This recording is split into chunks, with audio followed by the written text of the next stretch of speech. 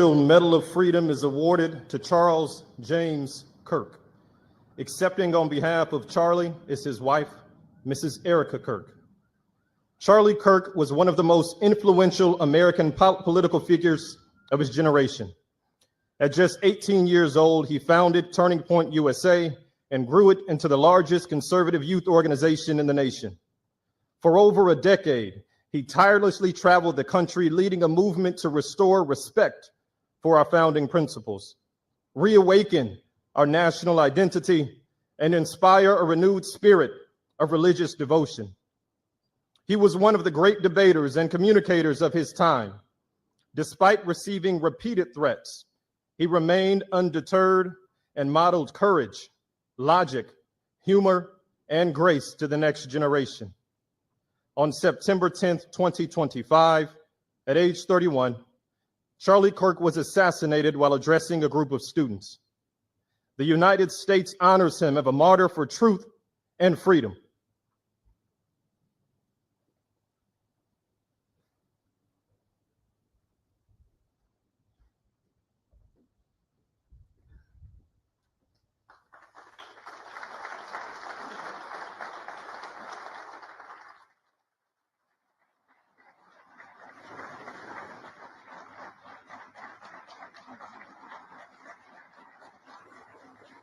Wow, what a moment yesterday at the White House. I'm John F. Gately. You can call me Jack, broadcasting to you from beautiful Plymouth, Massachusetts. What an amazing moment yesterday at the White House. Mrs. Kirk obviously moved to tears and just like, wow, just like, wow, what a month it's been. Just absolutely crazy. Unbelievable. Chester, good morning. Glad to have helped foster a family reunion last night. Yes, by the way, for those of you who don't know, I did attend a Massachusetts GOP event yesterday or last evening, and it was great. And yeah, the chairwoman of the party came up to me and said, thank you so much for coming. And they were super gracious, and we hugged it out. And yeah, so that was really nice. So thank you very much, Chester, for being there. And yeah, I thought it went well, and I was glad to have been there. I wrote a small check, a grassroots check to the Republican Party yesterday, and yeah, so it went well, and I was really happy to be there to listen to Joe Gruters, who is the RNC chairman.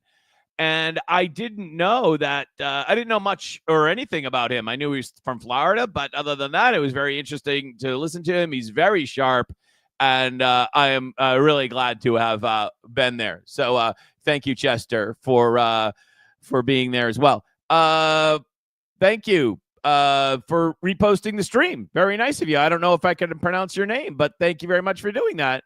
Really, really grateful for that. I also picked up this T-shirt yesterday, or last evening, I should say, at the Republican event. And I think, let's just go back and start the show with a little bit more Trump. Here is Trump talking about the World Cup, which is coming theoretically to Massachusetts, but Trump's not too happy. And I know the games are sold out, but your mayor is not good. President Trump says Boston could lose its 2026 FIFA. Your mayor is not good. For World Cup matches after recent safety concerns in the city. You're getting a live look here at Gillette Stadium in Foxborough, which is set to be turned into Boston Stadium next summer. Thank you for joining us. I'm Courtney Cole. Today, the president was asked if the matches could be moved after recent street takeovers. WBC's Brandon Truitt joins us live in Boston tonight with more. Brandon. Courtney, this is not the first time that the president has threatened to move World Cup matches, but Boston appeared to be on the top of his mind today, calling out those so-called street takeovers, and he had some choice words for the mayor. No, I think she is hurting Boston. He was in a meeting with the president of Argentina when a reporter asked President Donald Trump about recent street takeovers in Boston and whether the city was fit to host World Cup matches next year. We could take them away. I love the people of Boston. I know the games are sold out. Thank you, Mr. President. But your mayor is not good. They're worse than her. At least. Not many. I mean, are there worse? I don't know. Yeah, there's a couple probably. That guy in Chicago. She's intelligent. Some are extremely low IQ. I think he just called Mayor Wu intelligent, and I would say she is. She's a bright woman. She's very smart. Comes to the wrong conclusions, but she's no dummy. I agree with him on that. She's not stupid. Those bother me more. She's intelligent, but she's radical left. And they're taking over parts of Boston. That's a pretty big statement, right? President Trump seeming to refer to This is almost the exact same perspective. This is not my video, but I was standing almost like right next to this person. instances like these. Earlier this month, police say more than 100 people met in the streets of Boston's South End, blocking traffic, attacking cruisers before ultimately setting one on fire. Days later, 13 people were arrested near the Common for a protest that got out of control. That's also almost the exact same angle I was standing right next to that person when these two knuckleheads got arrested. Here's the thing. I don't think he's going to move the World Cup. I think he's just kind of joisting with the mayor. Understand that making fun of radical Mayor Wu plays for his base and basically the rest of the country where people are normal. I know it gives some consternation here and actually might make things more difficult for Republicans here because then Democrats can roll out and say, President Trump is killing jobs, like that type of thing. But I think it plays for him in the big picture. Meanwhile, by the way, Trump not wasting a crisis, he's laying off thousands of federal employees. My opinion on that? Great. The issue with government, and this is what I have a problem with a lot of mainstream Republicans, so to speak. A lot of mainstream Republicans just think that if there was a better manager, in other words, them, that the whole government problem would go away. And that is not the way to think about it. It's not a management problem. It's a size problem. And the size of the government is too big. We just don't need someone to manage it better. We need someone to shrink it. All right. Those are two radically different visions. And, what's shrinkage. Shrinkage is good. Shrinkage is good in this case. And I'm glad that the Trump administration is laying off thousands of federal employees. Now, did I just hear, was it Maura yesterday?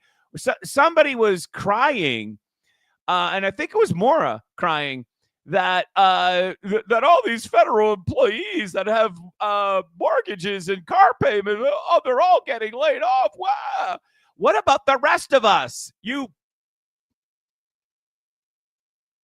Right? What about the rest of us that are paying? We are paying for their mortgages and their car payments. They're living off of us. Yeah. And we're the ones that create value in society, not a bunch of bureaucrats in some office building scattered throughout the country. They're crying. I also heard, by the way, I'd never mentioned this before. I heard the UMass chancellor on his interview on, I think it was on BZ a week or so ago, complaining that, oh my God, the 60-year gravy train might have a bump in the road for funding. And how could they do this to us? Well, you've been on the government, for so long that you're not used to actually having to compete in the private sector, the dreaded private sector, as Kathy Carr would say. So, tough luck. Bye-bye. You might think about getting self-employed. Great to be with you today. Let's see. Ron says Trump can mobilize the National Guard to squash the violence. I'm not against that, but I will say what I told talk about Kathy Carr, the Grace Curley show last week. I'll tell you what I told Taylor. I'm not against it, but what we really need is a new governor. What we really need is a new governor. And just like we didn't need an amnesty bill, we just needed a new president to close the border. Same thing. With the new governor, if we had a real governor, like you take the swearing in, you go to the party, and then the next day you show up with the Massachusetts National Guard under your command and the state police down at Mass and Cass. Let's start there. Okay. In that whole area. Let's start that whole area. And we don't need the president to do that. Although, again, not opposed to it, but I would much rather see a Massachusetts governor go down there and clean up that intersection in that entire area than federalized troops. Just my opinion. I'd rather see a new governor. That's what I want, because with that becomes local control and all of those things, and a lot of change on the local level. Thank you so much, all of you that reposted it. I can't believe you guys do this. Thank you so much. And wow, this is pretty early in the show. I'm just looking at the number, which I usually don't do. But we have a nice crowd this morning. Thank you so much. Here in Massachusetts, though, you're hardly ever going to get any diversity of thought. You might you can come to this show and hear diversity of thought, and plenty of other places, I suppose, but not many, especially if you live in like Alston and Brighton. You can always count on Universal Hub for some comedy relief. In Alston Brighton Forum, council candidates agree on literally everything. So you can vote for the incumbent Liz Breeden, or you can vote for the challenger Pilar Ortiz. It really doesn't matter. It's like Soviet Russia. Vote for A or vote for B. You both lose. You lose. No, they win. You lose. Right? That's exactly what that's exactly. Why would Pilar run against Liz Breeden? Probably because she thinks Liz probably only has, maybe maybe this might be Liz's last term, and Pilar wants to just get some name recognition or something like that. Or maybe Pilar, it's probably some strategic thing where she wants to just kind of get some name recognition and run for something else, or run for this in a couple of years. But if you're a voter out there, good luck, because you lose. They agree on literally everything. Welcome to the Uniparty. Welcome to the old boss is same as the new boss, right?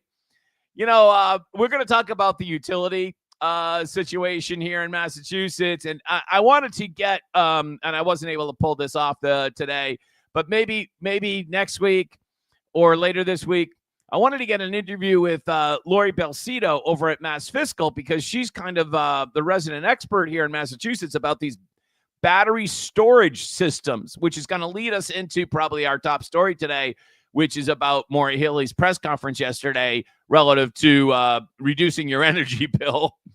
There's going to be a national search on that.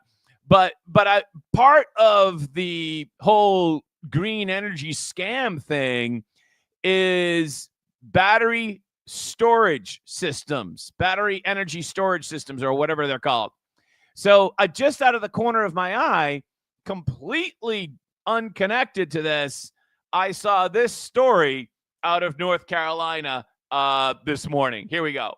Take a look at this video out of Chapel Hill. This family's dog got a hold of a lithium-ion battery while they were out of the house, and well, you can see what happened. It started a fire. Yeah, the fire department says the battery wasn't under any recall, but that it was not stored safely. The dog was able to break the safety features and start that fire. The dog wasn't hurt, thank goodness, and the house is okay aside from a little bit of smoke damage and a ruined rug. Chapel Hill Fire Department says this is a reminder to safely charge, store, and use lithium.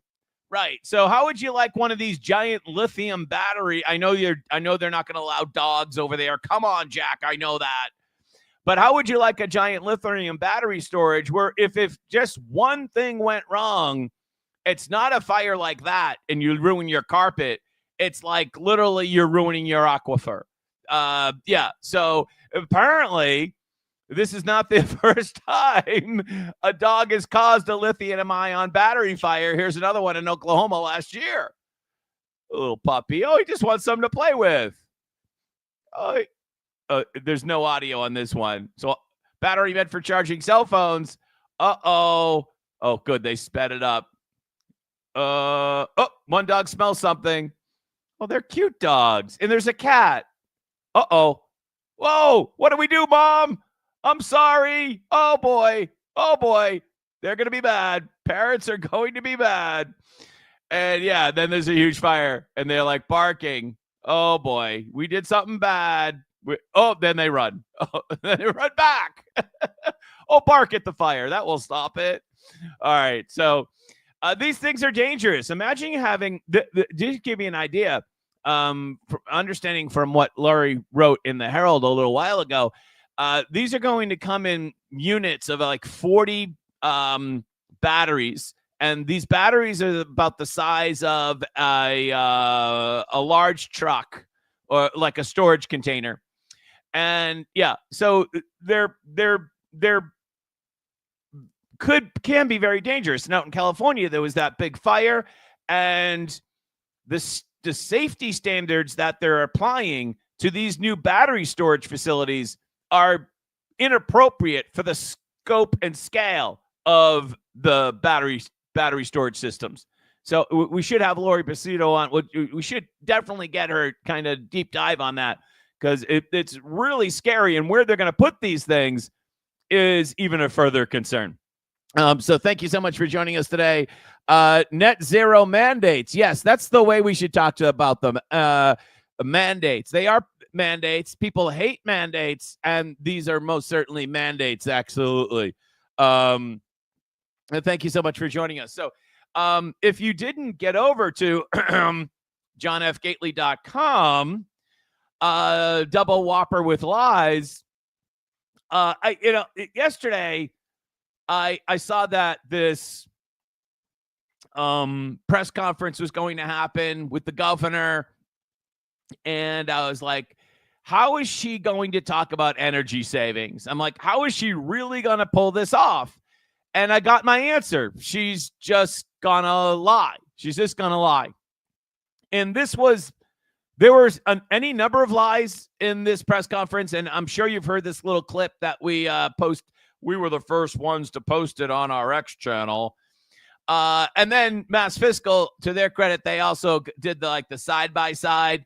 But this is a 7-second lie that I was watching this, and I was like, what? So I've been about bringing more gas supply into Massachusetts. I never stopped pipelines. I never stopped pipelines. I never listen to it again. More gas supply into Massachusetts.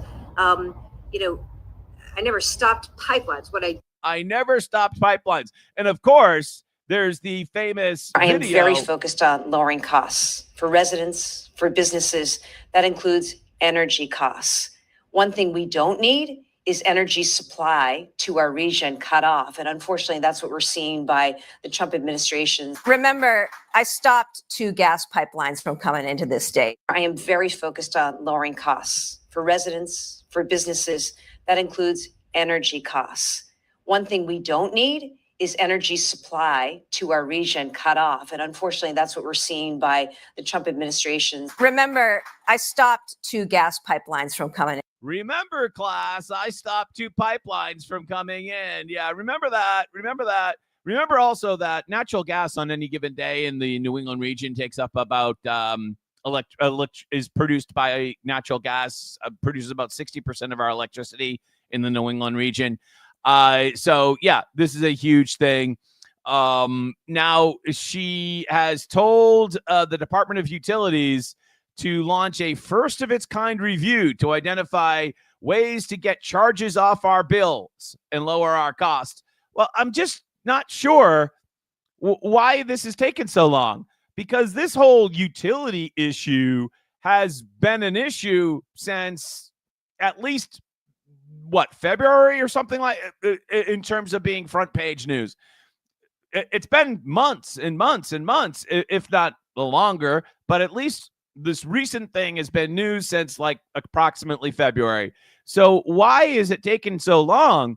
when we're now on the cusp of the heating season, to have this first of a kind of review. But don't worry, reductions in your electric bill will not come from cuts to Mass Save. Don't worry, they're not going to cut Mass Save, because according to the governor, they already made adjustments to Mass Save, and the program is working as it's supposed to right now. Man, I told a candidate for office yesterday that they had heard the big lie. I never stopped there. But then I said, go back and listen to the press conference. And then she tells this lie about Mass Save before she tells the lie about the pipelines. And I told this candidate this, and he's like, what? And I'm like, honest, go back and read it or listen to it. So it like Mass Save is working as it's supposed to right now. And wow, if I'm making opposition campaign commercials, I'm clipping that for sure. And of course, you read here at johnfgately.com last week, you read here how net zero mandates are driving a huge cost to ratepayers for $25 billion over the next 25 years. And these investments, to use my Kathy Carr voice, would likely lead to significant increases in Massachusetts electricity bills. And almost all of these investments are driven by green energy mandates, net zero mandates, you know the thing. So, you could have read that last week at johnfgately.com. If you're not subscribed for free, you should do that. Yeah, you should. Yeah. So, look, I had that twice. Okay, moving on. Next story, just bringing it up. Paul Craney. This is like the Mass Fiscal. I should have just wrote Mass Fiscal. I'd rather be Paul Craney. I'd rather be in a deal with the mafia. At least you know where you stand. Well, Paul, you're right about that. If Tony and Polly come into your store and want to collect some money, the transaction is obvious, right? You're paying for protection. Tony and Polly are going to take care of you. You don't pay, something bad might happen, right? It's obvious. But what the racket that the governor is running is a little bit less obvious, because she lies. I stopped. Remember, I stopped 2 pipelines, and then this morning or yesterday, she's like, "Oh, I didn't stop any pipelines." And of course, the racket is to generate money for the green energy scam, the religion of climate change. That's what the racket is about. Someone this morning, and as somebody who knows I don't subscribe to the Globe, sent me a clip from the Globe, and here's the clip. Thank you for you who sent this. But while Healy publicly opposed the pipelines and raised concerns about costs falling on ratepayers, her office did not unilaterally block the projects. So now the Globe is running cover for Maura Healey in today's edition of the Boston Globe. She appeared to acknowledge as much on Tuesday. I never stopped pipelines, she told reporters, while emphasizing the state and region must ramp up its energy supply. Again, we get 60% of our energy, electric energy, from natural gas in the New England region. Understand, the way the Globe wrote this article, it's a demerit to her that she didn't stop the pipelines. It's a demerit to her that she didn't lay her body across the construction site, because that's what the climate religionists really want of Maura Healey, and that's what the Boston Globe really wants. When they say her office did not unilaterally block the projects, and she appeared to acknowledge as much Tuesday, when they say that, they're saying that she lied the first time. When the Globe says this, in terms of gas, when the Globe writes this, and I'm going to say it again, They're saying she lied the first time in 2022 when she said she blocked the pipelines. She appeared to acknowledge as much Tuesday. That's kind of like saying, okay, when were you lying? The first time or the second time? And the Globe believes the lie occurred the first time. Let's hear it again. Us, I think I've been pretty clear and consistent about this. I have advocated for the expansion and also to oppose new gas infrastructure in this state. We absolutely need to do that. According to the Globe, the lie was in April of 2022. The lie was in April of 22, not now. Not now, according to the Globe. Thank you, my friend, for sending that to me. Completely unrelated. Did you know that today at the State House, Mass Save is going to announce the climate leaders of 2025? There's going to be an event at the Great Hall. Yeah, I wonder who's paying for this. Look in the mirror. The sponsors of Mass Save today announced the 2025 Mass Save climate leaders be recognized in a ceremony at the Massachusetts State House. This program is functioning as it's supposed to, which is a money laundering scheme to my donors. It's exactly what it's doing, exactly what it's supposed to be doing. The climate cohort of climate leaders is helping Massachusetts lead the nation in energy efficiency, reducing environmental impact, and increasing energy savings. They never stop lying. Each honoree exemplifies how environmentally conscious actions by businesses, municipalities, and other leaders help the Commonwealth realize an equitable, affordable energy future. Does your future seem equitable, affordable? Does your future seem affordable here in Massachusetts? Yeah, I don't think so. Here's the complete list of climate leaders: Framingham, Gloucester, Lynn, Salem, Cumberland Farms. That's what I think. When I go to Cumbies, right, I first think of them as a climate leader. Cummings Properties, which is a big real estate company up in Woburn. Dell, right? Think of all the electricity that Dell uses. Mass General Brigham, Massachusetts General Hospital. Think of all the electricity they use. Pfizer. Oh, Pfizer. Pfizer is a climate leader. Oh, God, make it stop. Vertex, Stop and Shop. Oh, just stop. Oh, man. So this event is today at the State House when Mass Save gets to honor the climate leaders. You can't make this shit up. All right, let's see if we have any comments. Wow, what a big crowd today we have. Thank you so much. Bill says, Massachusetts mainstream media eats up Healy's bullshit like it's free for all of you can eat buffet. Well, that was one of my major criticisms of what happened yesterday. So before this press conference, I called a friend of mine and I said, can I go to that? And he was like, no, you probably can't. And I was like, okay. Because apparently these press conferences are in a room at the State House, which is access restricted.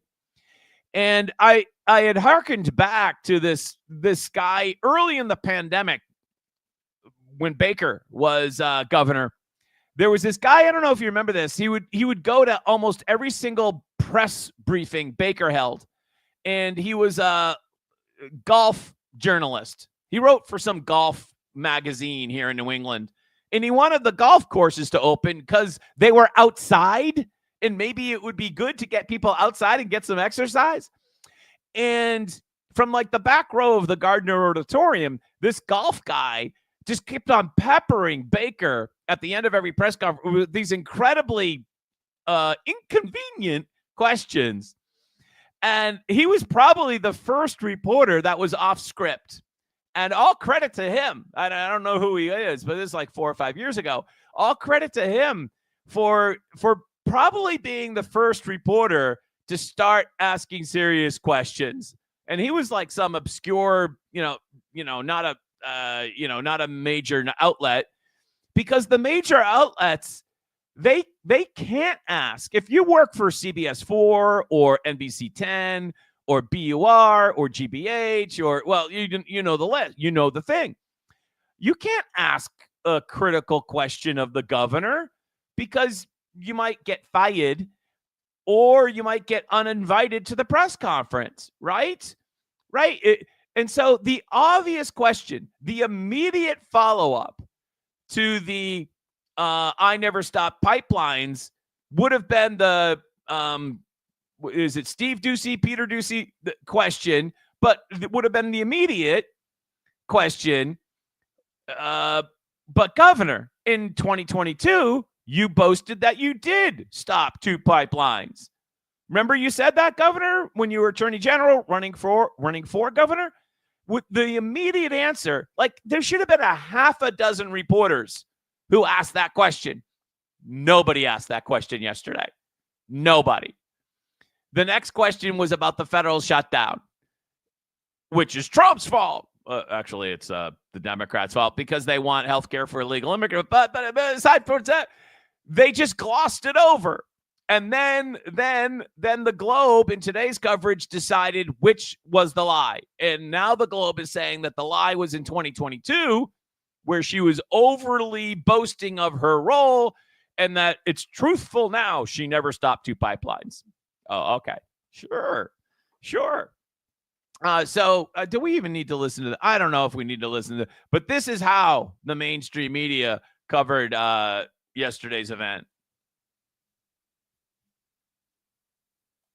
Yeah, the governor says this action has never been done before, but she's hoping the DPU can find ways to cut energy bills by winter. Governor Maura Healey sent a letter to the DPU today calling for a comprehensive review of gas and electric bills. Basically, the governor wants the Department of Public Utilities to go line by line to find ways to reduce people's bills. Part of this is seeing whether infrastructure costs for utility companies are accurate. Plus, Healey wants to bring in more energy sources to the state to drive down the cost for consumers. That includes both renewable energy and gas. The DPU action we're calling for hasn't been done before, but it's necessary.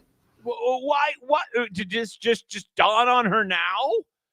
Because I'm pretty sure, like my friend from Newton, Mr. Lumpy, I'm pretty sure, like he's been going through, and you've probably been going through your own electric bill with a fine-tooth comb and been asking these questions for a long time. What is this charge? What is that charge? And now they're just getting to it. And of course, Maura's the hero for launching this investigation of her own policies. That's because we're a great state, but things cost too much. And I know our families and our businesses need relief. You know, Wendy Wakeman had the nugget of Wakeman wisdom yesterday on this show where she said, the governor's going to gaslight you during, which is kind of a phrase which is so popular now, it almost lost its meaning.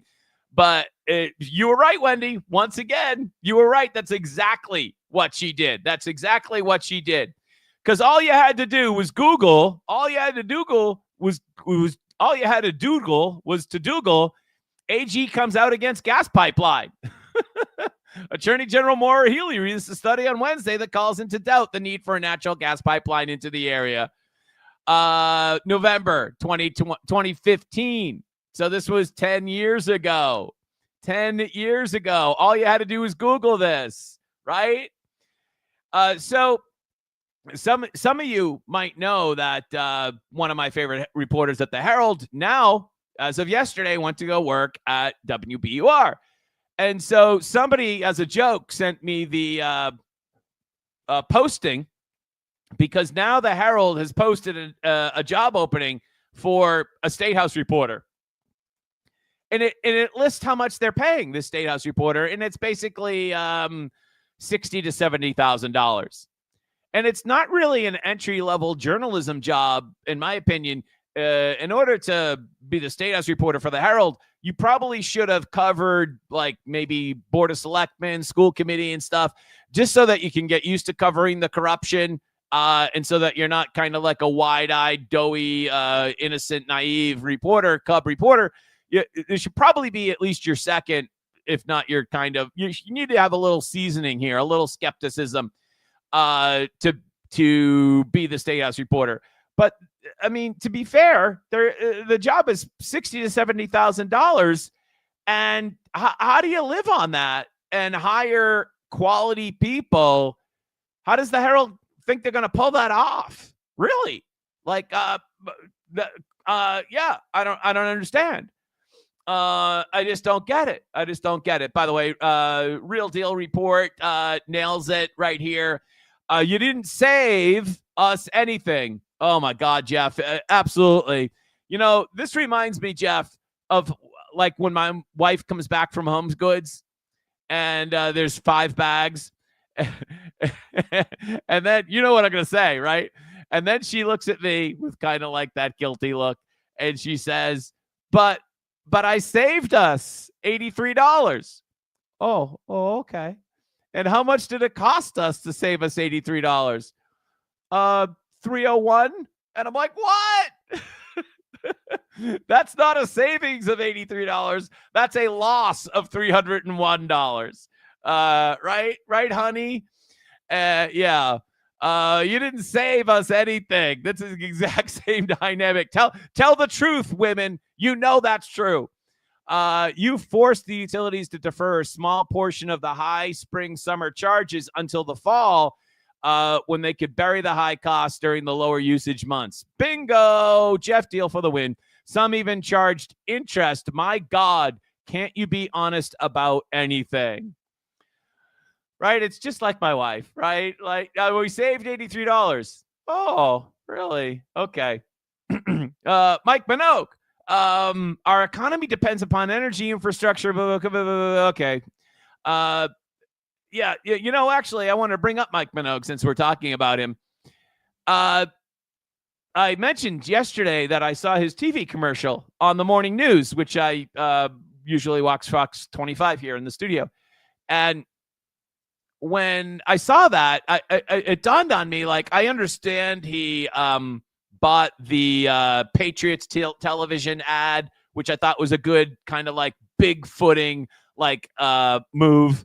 And that was fine, the announcement. But now he's buying, I think he's got a buy on for local TV ads. And I'm like, really?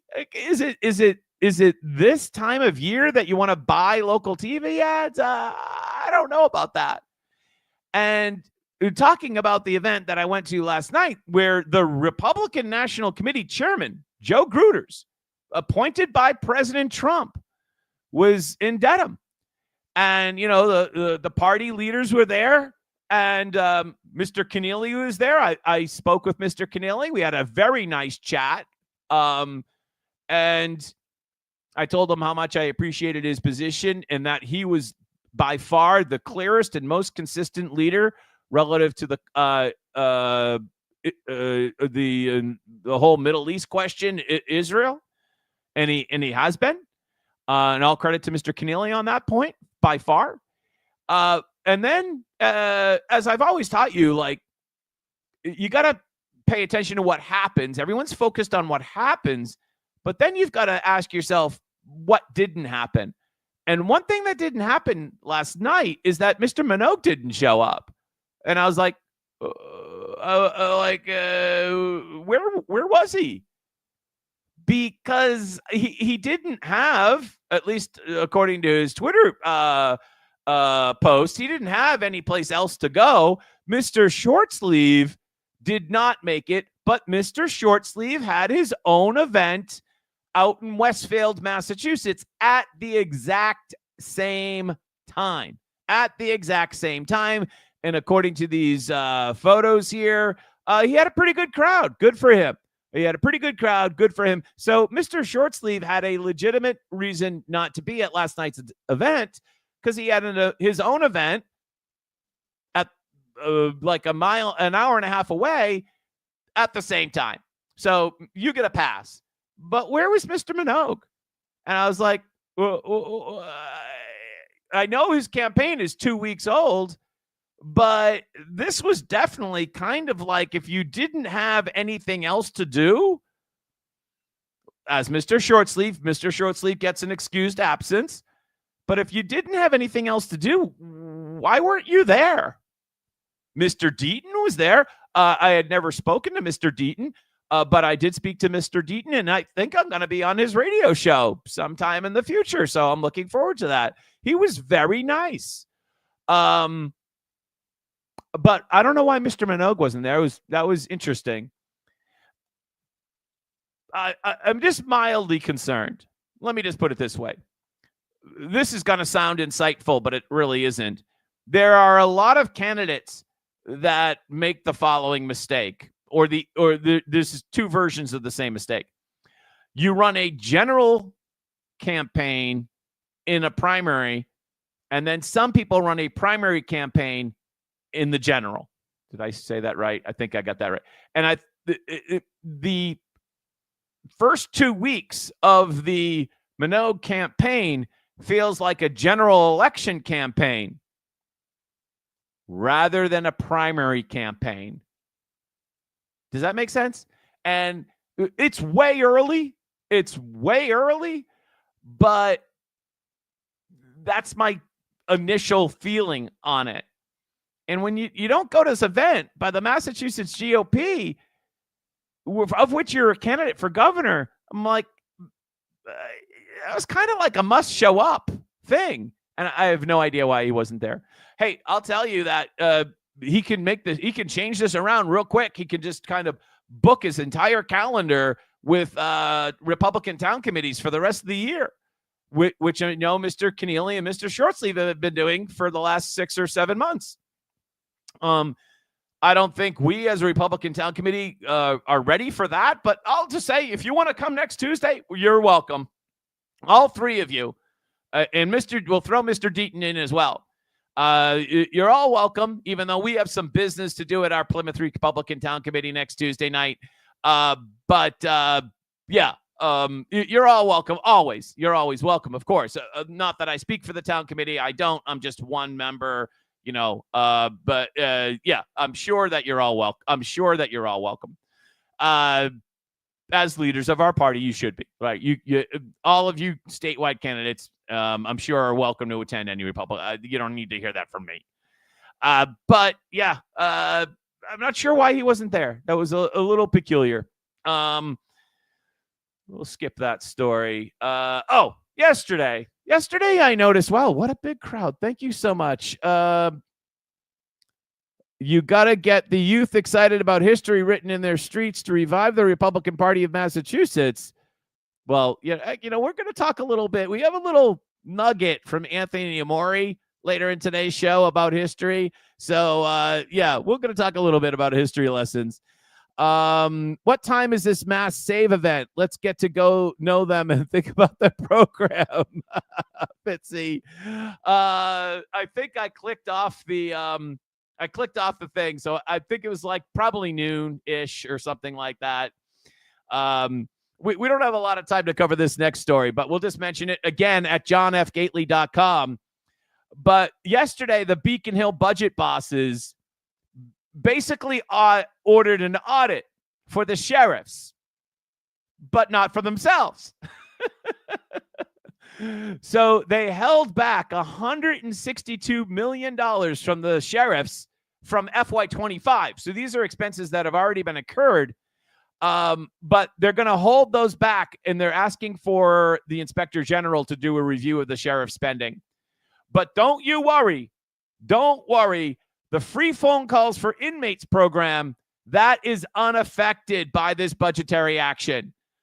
The free phone calls for inmates will continue uninterrupted while the Inspector General reviews the other spending. And of course, the sheriffs have had a rough go of it in the last year. Of course, Sheriff Tompkins is facing federal charges. McDermott just resigned from the Sheriff's Association. He's in a heap of trouble with OCPF. We had that sheriff from Western Massachusetts got arrested for drunk driving at the casino. Remember that? Yeah. Wait a second. The legislators have also had problems too, haven't they? like Chris Flanagan facing federal charges. Representative Lon, who just got busted for OUI, allegedly, outside the State House when he crashed into a giant pickup truck on Mount Vernon Street and then somehow managed to maneuver his vehicle, crippled as it was, around the State House until he got arrested back over at the corner of Bowdoin and Beacon. I don't know how he was able to drive that car all the way around the corner. But yeah, no audit for them. Only an audit for the sheriffs. Only an audit for the sheriffs. And they were very artful in the way they used these terms. They said everything possible without using the word audit until a thorough review can be completed. They didn't want to use the word audit. Instead, until a thorough review can be completed. Heaven forbid we call for an audit of the sheriffs, right? Yeah. So let's see. I think I'll skip that story for now. I don't know how this happened, but a 14-year-old is charged with armed assault with intent to murder in a Beverly shooting. Well, we have all these gun laws. How did a 14-year-old get a gun? How is that possible in Massachusetts? How is it possible that a 13-year-old had a gun in Everett? How is that possible? I don't understand these headlines. Like, it just doesn't make sense. Maybe this will load us up here. Here we go. Toby his right to keep and bear arms in Massachusetts, which I would say is hostile territory to any non-resident who doesn't have a government-issued permission slip.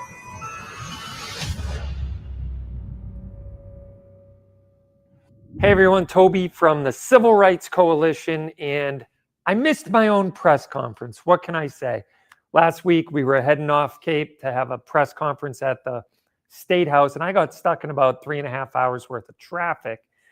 That's the longest I've ever tried to get off Cape. My heart goes out to all the people who leave on Sunday afternoons now and a busy weekend in the summer. But here's the thing. We were having a press conference which went on without a hitch.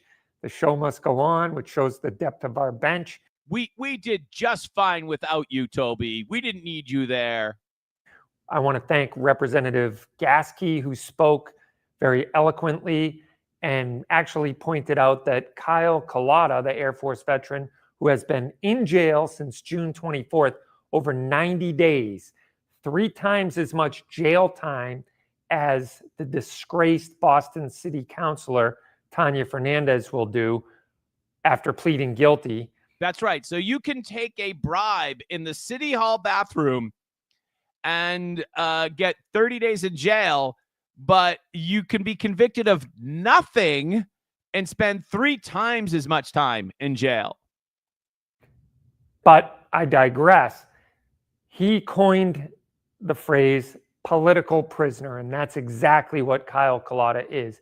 He is a political prisoner being held without bail under the dangerousness statute in Massachusetts in the new Chapter 135 of the Acts of 2024. This is not a bug. It is a feature, as Mike Harris from Gun Owners Action League so appropriately pointed out.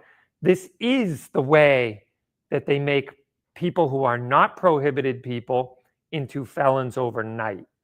All right. So I asked the question because, like, in this regard, I was like, all right, now maybe there's something to this. Why is this guy in jail? So I pointed, being kind of the devil's advocate person that, I'm not here to be a cheerleader. I was like, maybe there's something in his background. Maybe he had something in the interaction with the police officer when he got stopped up in Gardner or wherever it was. Is there something here that would lead a reasonable person to conclude that he was dangerous? Anything. And so I've asked this question like repeatedly, and every person I've asked said they're like, no, there's nothing. Now, he did get caught with a gun in his vehicle. He was traveling to New Hampshire through Massachusetts, doing some DoorDash here in Massachusetts. Only had been in Massachusetts for like 48 hours or something. And yeah, these folks are not wealthy. They just kind of trying to make their way up to New Hampshire. I think they have some family up there. And I was like, all right, come on, tell the truth. There's got to be something else. There's another shoe that's going to be dropped. This guy's got some criminal record or domestic violence thing. There's got to be something to this. And they're like, no, there's nothing to this. And apparently, as Toby, and I was just joking about the traffic. I'm sorry, you got stuck in traffic. Apparently, Toby's like, no, this is how the law is supposed to work. It's supposed to create felons out of normal people. And so from what I've learned is that next Tuesday in Gardner Superior Court, or somewhere up in the courthouse in Gardner, this guy is going to be up for his 5th attempt at bail. So we'll keep you posted. I just wanted to bring that up as an occurrence, because given all these strict gun laws that we have in Massachusetts, how are 13 and 14-year-olds getting guns at all? That's not supposed to be possible, is it? Right? Or getting back to Universal Hub, cops investigating armed robbery of Four Corners store, arrest man with gun loaded with 25 bullets. Now, as I've mentioned to you, and I joked with Toby the other day, I don't even know which way the bullet comes out of the gun. How is it possible that you can have a gun with 25 bullets? Isn't that some type of offense? That even you thinking about a gun with 25 bullets, I'm pretty sure if you even thought about it, if you had a dream at night in Massachusetts that you could have a gun with 25, that's probably a crime. That's a thought crime, right? And the pre-crime police will come to arrest you if you even think about having it. But how could you have a gun with 25 bullets? That's got to be some type of violation. How does that occur? How is that possible in Massachusetts with all these laws that we have, that you'd have a gun like this? I don't know anything about the gun laws. They seem insanely confusing to me. The only thing that's more confusing is healthcare coverage in Massachusetts. Right? That's why I have my wife do it. But I'm pretty sure that this type of equipment or accessory or whatever the hell you want to call it here, I'm guessing that's probably illegal. So how did they get it? I wonder how. Wonder how that is. The corruption continues over at the Massachusetts Department of Transportation. Today at 11 a.m., they're going to have a meeting. And you know what they're going to talk about? One of the things. First, they're going to go into a strategy session where the real business will be done. Talk about litigation. And then they're going to have, after they decide what they're going to do behind closed doors, then they'll have a presentation on the Service Plaza procurement update, discussion, and possible action. So they're going to strategize behind the scenes where you can't hear what they say because of litigation. And then they're going to come out and do whatever corruption they're up to today. Also, today at 1 o'clock, have we mentioned Representative Gasky today? Well, honorable mention to Representative Gasky today, because his bill to repeal the right to shelter law is getting a hearing today on Beacon Hill. And now here's his bill right here. Here are the event details.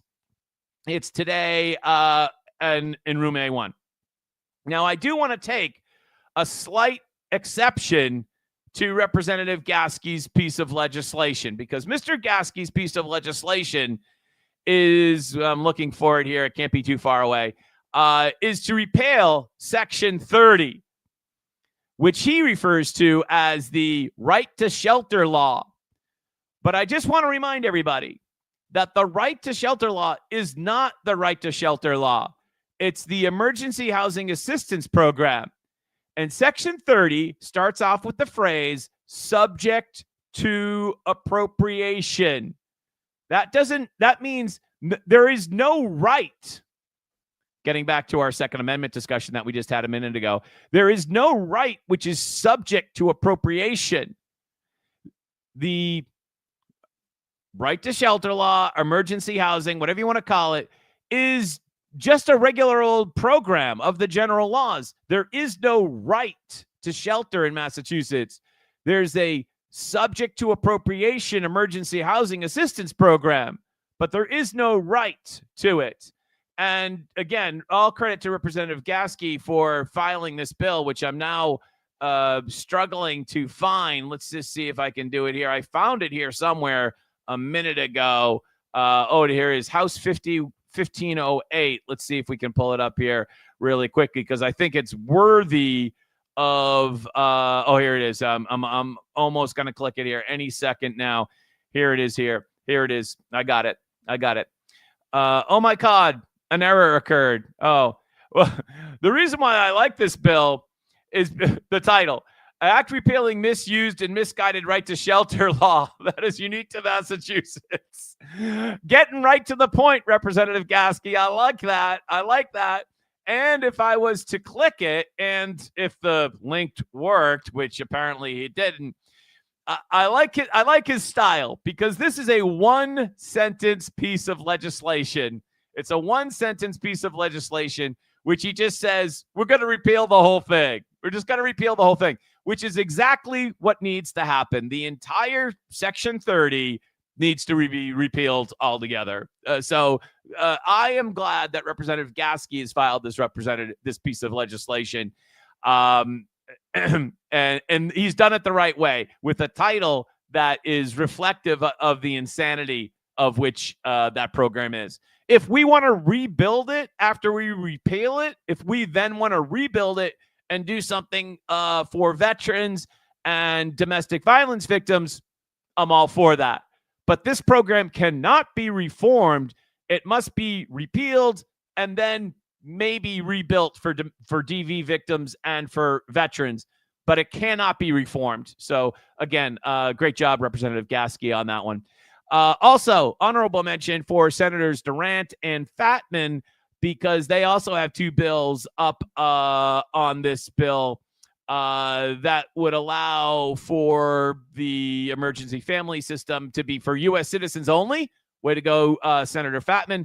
And Senator Durant, to limit emergency family shelter system to only residents who have been in Massachusetts longer than a year. Okay, I'm good with either one of those, but I like the Senator Fatman bill, I think, a little bit better. But great job, all three of you, in today's the hearing on that. Nice job for all of you. How dare, by the way, you practice your First Amendment? We spoke about this yesterday over at GBH, how they like seem to be very concerned about the anarchists' First Amendment, but not so much freedom of religion. And so today they wrote another story. This is unbelievable. These Massachusetts parents sought religious exemptions to vaccine. We asked them why. Oh, I don't know, because they have a belief in God. Could that be why? And the thing is, with GBH, when somebody from GBH comes across somebody else that believes in God, like the GBH reporter is like puzzled. They're like, huh? What? You believe in God? What's wrong with you? Right? Because that's kind of what this headline screams, right? By Adam Riley, which, God, like, I usually kind of like Adam Riley's stuff, but, or at least respect his longstanding effort. But yeah, we asked them why. I don't know. Maybe because they believe in God. I don't know. Maybe also they have a God-given right to the First Amendment and they don't need to explain it to you.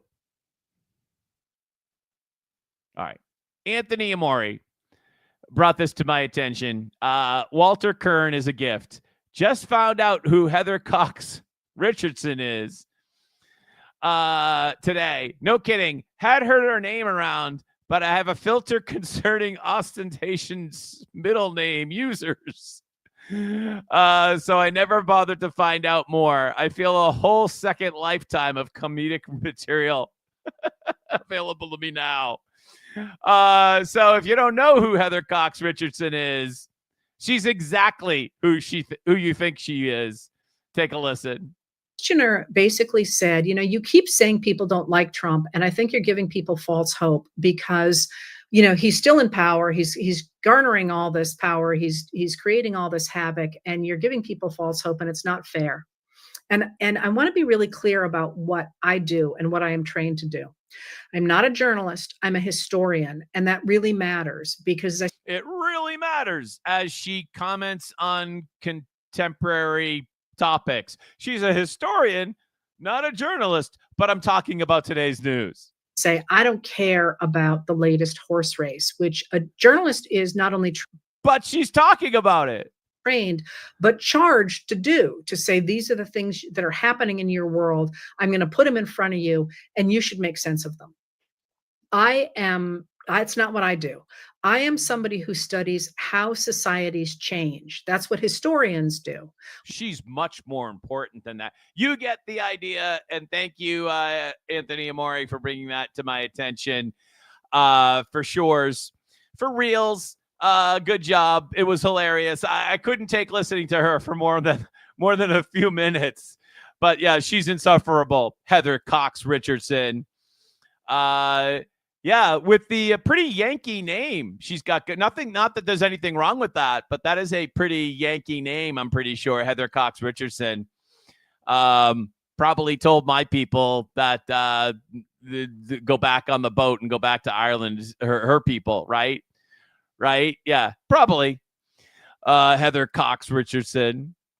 As I said, I spoke to John Deaton yesterday, and big news, obviously, in the U.S. Senate race, because Mr. Moulton is going to meet this moment. Change can't wait. I can't wait. I would love one of the Republican candidates for governor, or even Mr. Deaton, to adopt the "Change Can't Wait" slogan. Borrow it from Mrs. Potato Head. She used it when she defeated Capuano, right? Change can't wait. If I was running for governor right now, that would be my slogan as a Republican. Change can't wait. Right? It's brilliant. Turn it right back on to them. So obviously, unless you missed this morning's headlines, Seth Moulton is going to primary Ed Markey. And I know, really. And Mr. Deaton is highly likely going to be running as a Republican. There's been no announcement, but that's, been highly rumored, a couple of trial balloons. And this will be very interesting because of the heavyweight primary on the Democrat side. Usually the primary beats up the Democrat or beats up whoever is in the primary. It'll be interesting of whether or not the Mr. Deaton can capitalize on that, right? So that'll be really interesting is how the triangulation of next year's Senate race will be. I'm assuming Mr. Deaton will not have a primary. And I think I heard a couple of people thinking about it, but to the best of my knowledge, nobody has announced, unless I'm mistaken. But that will be really interesting news as the months progress here. Markey, Moulton, and I would imagine that if Mr. Deaton is going to run for office next year, I would imagine an announcement should come fairly soon. Certainly, you're going to want to bank some money this year. So I would imagine it's going to come real soon. This month, certainly by Thanksgiving. But at this point, things are getting. If you're running statewide, now's the time. Yeah, it's definitely between now and Thanksgiving. I guess if you're running for state treasurer or something down the ballot, you might be able to wait a little bit longer. But if you're running for top ticket, U.S. Senate, governor, yeah, you got to be in fairly soon. Lieutenant governor, we only have, I think, one declared candidate on the Republican side, Ann Brensley, who I think was down at one of the Republican town committee meetings in Sandwich last night, I think. And of course, I floated my theory is that Jennifer Nassour is going to run for lieutenant governor. That's just my theory. I haven't asked her. I don't know her, but that's just my theory. And it wouldn't surprise me if we have an unofficial ticket, which my recollection tells me that Weld kind of came up with this plan to come up with an informal ticket, and it was the Weld-Cellucci ticket. And that's my recollection, that they came up with this informal plan to run as a team in 1990, and nobody had ever done that before. And I think that will be done again this year, where the governor candidate and the lieutenant governor candidate, who are technically elected independently, will run unofficially as a team. And I think there's been some OCPF rulings that allow this to happen prior to the official primary when they get nominated. But again, I'm a little fuzzy on that. But that's my recollection.